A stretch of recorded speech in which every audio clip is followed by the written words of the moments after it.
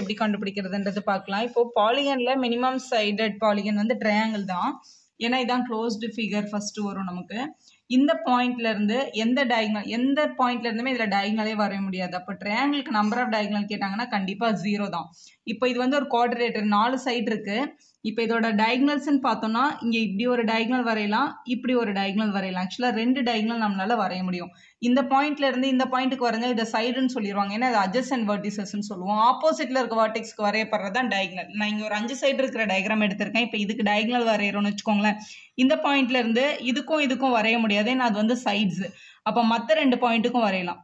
இது ஒரு டயகனல், இது ஒரு டயகனல், 2 டயகனல் வந்தாச்சு. அடுத்து இப்போ இந்த பாயிண்ட்ல இருந்து பார்க்கும்போது இங்க இருந்து இந்த பாயிண்ட்ல இருந்து இங்க 2 டயகனல் வரையலாம். இங்க இருந்து இங்க ஒரு டயகனல் வரைய முடியும். இங்க இருந்து ஆல்ரெடி 2 டயகனல் கனெக்ட் ஆயிருக்கு. இது உள்ள பாருங்க மொத்தம் 5 டயகனல் இருக்கு நம்ம கிட்ட. இதை டிரா பண்ணாம ஃபார்முலாலையும் கண்டுபிடிக்கலாம்.